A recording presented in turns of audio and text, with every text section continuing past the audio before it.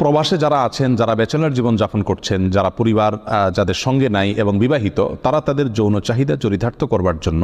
যেহেতু এখানে উপায় নাই, তাদের স্ত্রী সঙ্গে নাই, তাদের জন্য কি হস্তমৈথুন করা জায়েজ আছে নাকি না জায়েজ? কোরআনে কারিমে আল্লাহ সুবহানাহু ওয়া তাআলা বলেছেন, ওয়াল্লাযীনা হুম লিফুরুজিহিম হাফিজুন ইল্লা আলা আজওয়াজিহিম আও মা মালাকাত আইমানুহুম ফাইন্নাহুম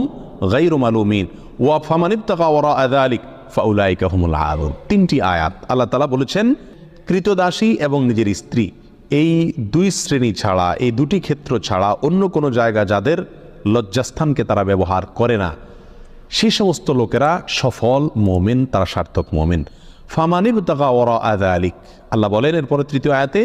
যারা এই দুটি ক্ষেত্র ছাড়া, স্ত্রী এবং কৃতদাসী, এই দুটি ক্ষেত্র ছাড়া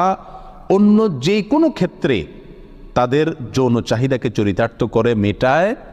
আল্লাহ বলেন ফাউলাইকা হুমুল আদুন, তারা হলো সীমালঙ্ঘনকারী।